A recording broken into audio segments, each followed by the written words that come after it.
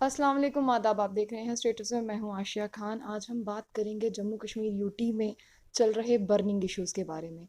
तो आज हमसे खास बातचीत करने के लिए जुड़े हैं Varinder Singh Sonu, vice president of vice president of youth PDP Jammu and Kashmir.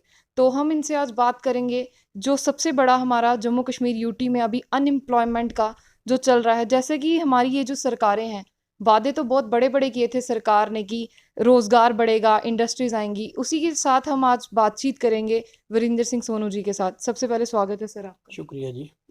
Sir, मैं आपसे यही जानना चाहूँगी, अभी ये जो इंजीनियर्स को 10 अगस्त को 15,500 इंजीनियर्स को उनकी नौकरियों से निकाला गया। एक तरफ तो कोरोना वायरस पैंडेमिक के चलते लोगों के पास ऑलरेडी रोजगार नहीं है, लोगों की नौकरियां छिन रही हैं। ऊपर से ये जो 15,500 इंजीनियर्स लगे थे, इनको भी नौकरियों से निकाल दिया गया है। तो मैं आपको आपसे यही जानना चाहूँगी, आप इस सबको किस तरह से देखते हैं? क्योंकि मैं मुफ्ती जी की सरकार थी जब, तब ये 15,500 इंजीनियर्स को लगाया गया था। तो आज अगर सरकार चेंज हो गई तो इनका भविष्य खतरे में हो गया, यानी इनको निकाल दिया गया।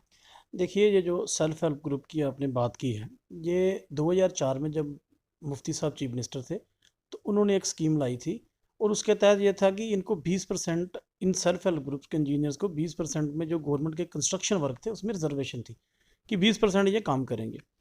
तो जब 2016 में महबूबा जी चीफ मिनिस्टर बने तो उन्होंने 20% से बढ़ा के इनको 30% कर दिया।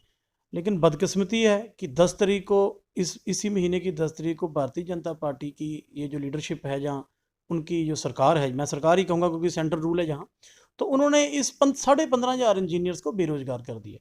और इन्होंने ये एक बार भी नहीं सोचा कि एक तरफ से ये कहते हैं कि हम आत्मनिर्भर भारत बनाना चाहते हैं, नौजवान को आत्मनिर्भर करना चाहते हैं।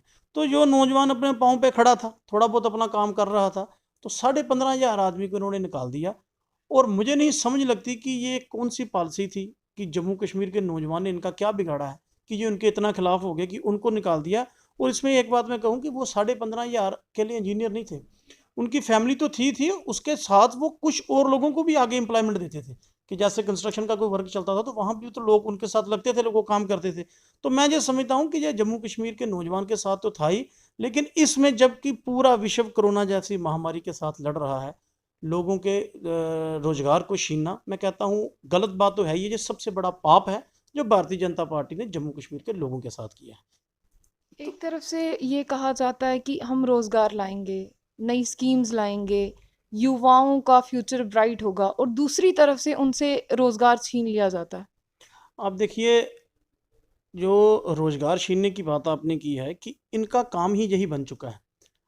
पिछले 2 साल से, जब से गवर्नर रूल है जम्मू कश्मीर में, कोई 10 लोग भी जम्मू कश्मीर में एम्प्लॉयमेंट उनकी नहीं हुई है। ना कोई एम्प्लॉयमेंट का पैकेज जम्मू कश्मीर में दिया गया है, ना ही कोई इंडस्ट्री। जब इन्होंने पिछले साल जब 5 अगस्त 2019 को 370 को अबॉलिश किया तो वहाँ ये कहा गया कि जम्मू कश्मीर की डेवलपमेंट में 370 सबसे बड़ा वादा है, नौजवान के रोज़गार के लिए जो सबसे बड़ा वादा है। यहाँ कोई इंडस्ट्री नहीं आती है, जहाँ मल्टीनेशनल कंपनियाँ नहीं आती हैं। तो जम्मू कश्मीर के नौजवान ने सोचा कि वाकया हमारे साथ कुछ अच्छा होने वाला है। खासतौर में जम्मू की अगर बात करूँ तो जम्मू के लोग खुश थे। लेकिन पिछले 1 साल से देख लीजिए, ना जम्मू कश्मीर में कोई इंडस्ट्री आई है, ना कोई एम्प्लॉयमेंट का पैकेज आया है, ना कोई जम्मू के लोगों को डेवलपमेंट का कोई फ्लड गेट उन्होंने खोला है, ना कोई गली बनी है, ना कोई नाली बनी है, ना कोई सड़क बनी है। और जिस हाल से हम जी रहे थे उससे भी ज़्यादा हमारा बदतर हो गया। और सबसे बड़ा धोखा नौजवान के साथ किया जब इन्होंने यूटी बनाई जम्मू, क्योंकि यूटी स्टेट से यूटी बना दिया गया और जम्मू की कभी डिमांड नहीं रही कि हमें यूटी बनाई जाए। स्टेट भी गई, यूटी लाया गया, और यूटी लाने के बाद इन्होंने कहा जी हम रोज़गार देंगे, तो लेकिन जो लोग रोज़गार में लगे थे उनको भी निकाल दिया गया। और आज आप देखिए कि हर स्टेट का जो नौजवान है वो रोज़गार मांग रहा है, तो लेकिन जम्मू कश्मीर के नौजवान को रोज़गार देने की जगह उनको एक रोज़गार उन्होंने दिया है, उनके हाथ में एक डोमोसाइल का सर्टिफिकेट पेज पकड़ा दिया है। वो बेचारे तहसीलदार पटवारियों के पास चक्कर काट रहे हैं कि हमें भाई एक सर्टिफिकेट दे दो कि हम इसी रियासत के रहने वाले हैं।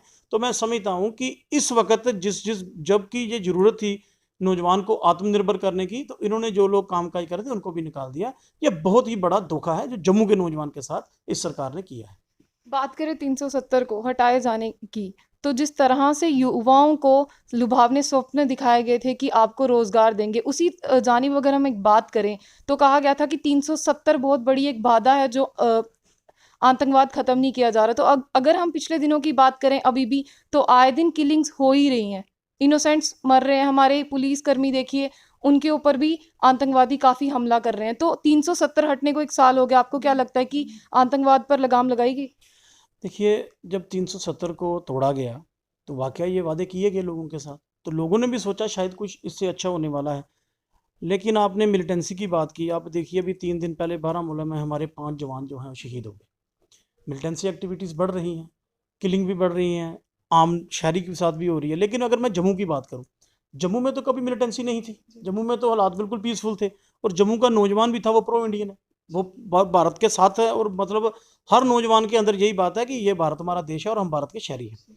लेकिन जम्मू के नौजवान को इन्होंने जो किया वो आपके सामने है। आज इन्होंने जब स्टेट से यूटी बनाई तो इन्होंने कहा कि हम जम्मू कश्मीर के नौजवान को रेस्ट ऑफ कंट्री से जोड़ रहे हैं। आपको याद होगा जब डोमिसाइल लॉ लाया गया, तो जब एक तो डोमिसाइल लॉ तब लाया गया जब पूरी दुनिया कोरोना जैसी महामारी के साथ लड़ रही थी। रात के अंधेरे में डोमिसाइल लॉ आता है और उस डोमिसाइल में कहा जाता है कि सिर्फ 4th क्लास नौकरी के लिए डोमिसाइल की जरूरत है। पहली 3 क्लास नौकरी के लिए डोमिसाइल की कोई ज़रूरत ही नहीं है। लेकिन जब जम्मू कश्मीर का नौजवान इकट्ठा हुआ, उनका इन्होंने प्रोटेस्ट देखा, तो इन्होंने 24 घंटे के बाद उसको अमेंडमेंट की। लेकिन मैं आज ये पूछना चाहता हूँ कि अगर आपने तब कहा कि जम्मू कश्मीर भारत के साथ, इसका नौजवान रेस्ट ऑफ कंट्री के साथ जुड़ा नहीं है, आपने हमारे के पास जो हमारी जॉब्स को प्रोटेक्शन करता ला था वो छीन लिया। आज आपकी सरकार मध्य प्रदेश में शिवराज सिंह चौहान साहब आपके मुख्यमंत्री हैं, आज वो ये कानून लाने जा रहे हैं कि हम अपनी स्टेट की जो एम्प्लॉयमेंट है, गवर्नमेंट जो जॉब्स हैं वो अपने युवाओं के लिए रिजर्व करेंगे। आज वो वहाँ लेने जा रहे, तो जो हमारे पास था आपने वो छीन लिया। हम आपसे ये पूछना चाहते हैं, बताइए कि जो आज आप कर रहे हैं वो ठीक है, जहाँ जो पहले हुआ था वो ठीक था, कि जो आज गलत है या वो गलत है? इस पर भारतीय जनता पार्टी को जवाब देना चाहिए। जम्मू के नौजवान को ये समझना चाहिए कि इनके हाथी के दांत हैं जो खाने के और हैं, दिखाने के और हैं। इन्होंने नौजवान को झूठे सपने दिखाए। इन्होंने कहा हम आपका एक नया जम्मू कश्मीर बनाएंगे, आपको रोजगार मिलेगा। रोजगार तो किसी को मिला नहीं, रोजगार उल्टे छीने हैं। और दूसरी स्टेट इन्हीं की, वहां पे ये कह रहे हैं कि हम अपनी जो जॉब से इसमें किसी बाहर वाले बंदे को आने नहीं देंगे। तो जम्मू कश्मीर के नौजवान ने इनका क्या बिगाड़ा है? आप जम्मू कश्मीर में क्यों फिर लोगों, बाहर के लोगों को आप एम्प्लॉयमेंट देना चाहते हैं? अगर आप वहां नहीं देना चाहते तो यहाँ क्या देना चाहते हैं?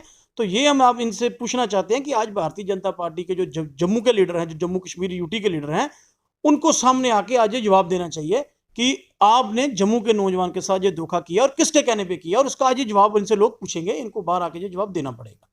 बात करें, 8,575 पूरी जॉब्स आई थी। फॉर्म देखिए 5 लाख तक लग चुके हैं। बात करें तो ये जो फॉर्म लगे हैं इसमें अदर स्टेट से भी लोग फॉर्म भर सकते हैं। तो जम्मू के बहुत थोड़ी सी नौकरियां आई हैं, इस पर भी अगर जम्मू कश्मीर के युवाओं का हक नहीं है तो फिर आप इसको किस तरह से देखते हैं? देखिए, हमारी पार्टी का शुरू से स्टैंड रहा है, आज से नहीं, शुरू से हमने ये की बात की है कि जम्मू कश्मीर की जो नौकरियां हैं या जम्मू कश्मीर का जो भी रिसोर्सेज हैं, उस पर जम्मू कश्मीर के नौजवान का हक है। वो अकेले कश्मीर के नौजवान का नहीं है, वो जम्मू के नौजवान का भी उतना बराबर का हक है। लेकिन आप मुझे बताइए, आपने खुद जो 8,500 पोस्ट निकली हैं उसमें 5 लाख बंदों ने उसमें अप्लाई किया है। बाहर वाले भी कर रहे हैं, जम्मू वाले भी कर रहे हैं। पहले तो जितना भी कंपटीशन था जम्मू का कश्मीर के साथ था, अब तो रेस्ट ऑफ कंट्री के साथ कर दिया।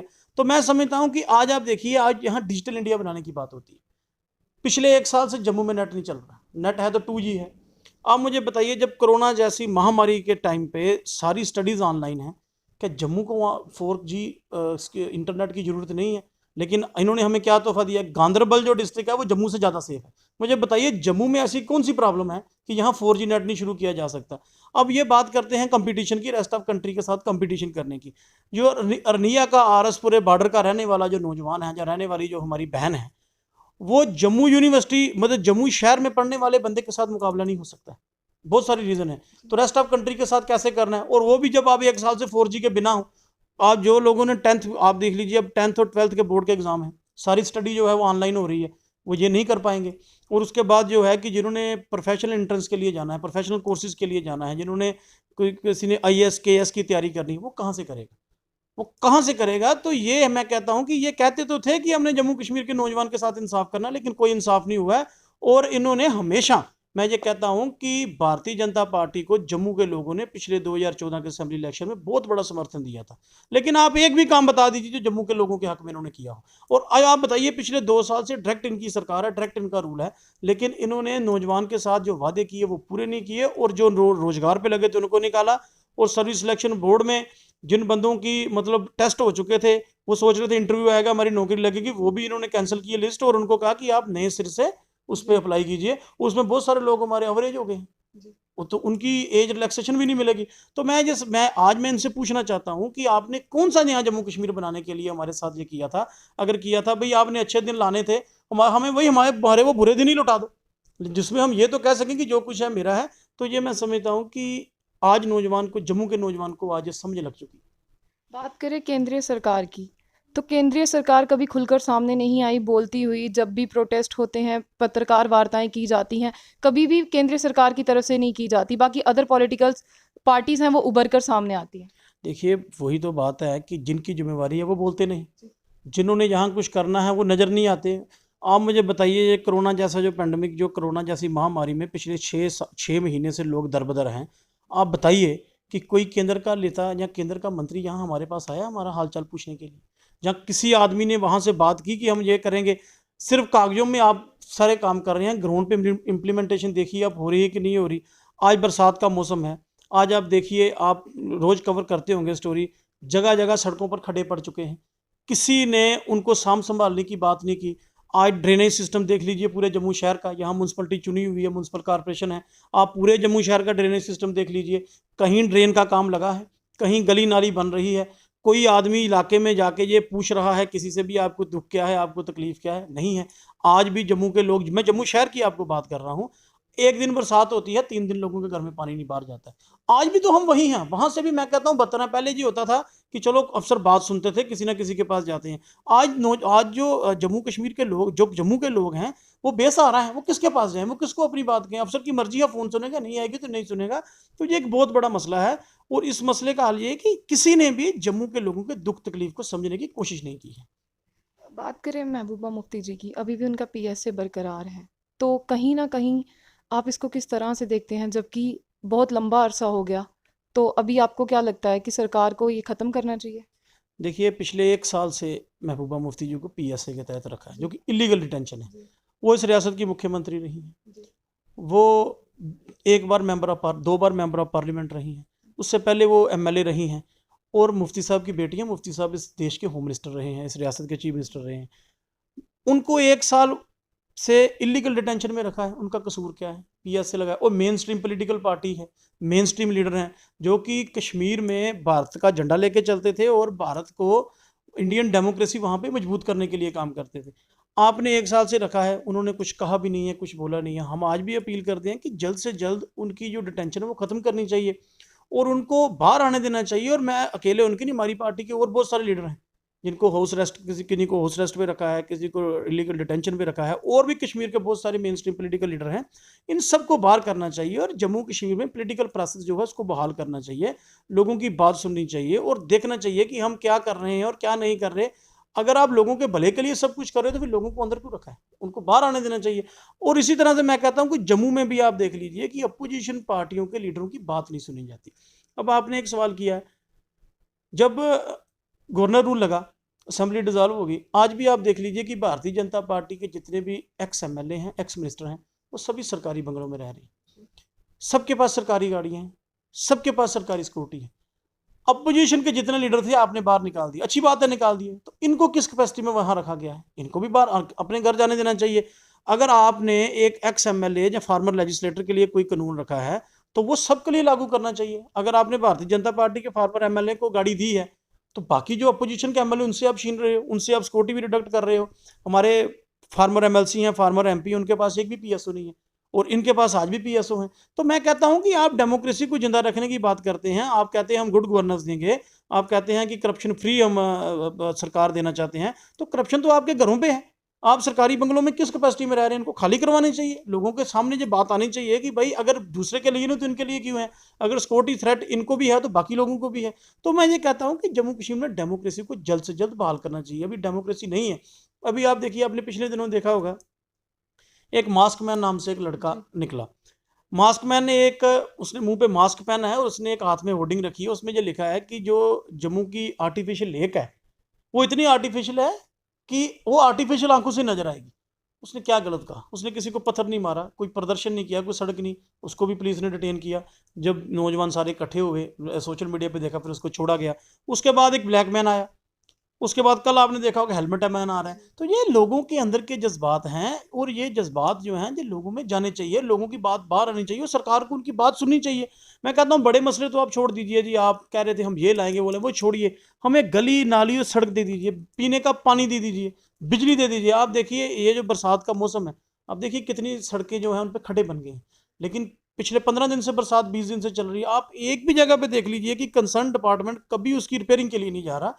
तो ये छोटे छोटे मसले हैं जो लोगों को चाहिए, इसलिए जम्मू कश्मीर में पॉलिटिकल प्रोसेस शुरू होना चाहिए और डेमोक्रेसी बहाल होनी चाहिए। सर आखिर में आप जो हमारे नए गवर्नर हैं मनोज सिन्हा जी, इनसे क्या अपनी मांग रखेंगे? देखिए, 2 साल गवर्नर रूल जम्मू कश्मीर में हुआ, तो जो तीसरे गवर्नर जो हैं वो आ गए हैं। हर 6 महीने के बाद बीजेपी यहाँ पे गवर्नर बदलती है। चलो अब ये नए आए हैं मनोज सिन्हा साहब, हमें तो हमारे आपको क्या लगता है गवर्नर बदलने से मुश्किलें हल होगी? देखो, गवर्नर बदलने से मुश्किलें क्या हल होगी, वो नहीं होगा जब तक अपनी आप नजरिया नहीं बदलेंगे, नियत नहीं बदलेंगे, मुश्किल नहीं हल होगी। आपने जम्मू जम्मू के लोगों की दुख तकलीफ को दूर करना है। गवर्नर बदलने से हमें क्या फायदा होने वाला है? काम तो इन्हीं ऑफिसर ने करना है। गवर्नर आ जाएंगे एक दूसरे, कल आ जाएंगे, उससे कुछ नहीं है। मुर्मू साहब आए थे, वो 6 महीने उनको समझने में लगे जम्मू कश्मीर, जब तक वो समझे इन्होंने ट्रांसफर कर दिया। अब पता नहीं जब तक ये समझेंगे क्या होगा, लेकिन आज भी हम समझते हैं कि ये हम सोचते हैं कि शायद जम्मू के का कोई भला हो जाए, जो लोगों की बेसिक नीड्स हैं, जो छोटी छोटी मुश्किल हैं, वो शायद हल हो जाए। ये हमारी उम्मीद है, बाकी आगे देखिए क्या होता है। जी शुक्रिया। ये थे हमारे साथ Virendra Singh Sonu ji, vice president of youth PDP J and K, जिनसे हमने बातचीत की जो जम्मू के अलग अलग बर्निंग इश्यूज से उनको लेकर। तो ऐसे ही और भी अपडेट्स के लिए जुड़े रहिए स्टेट ऑब्जर्वर के साथ।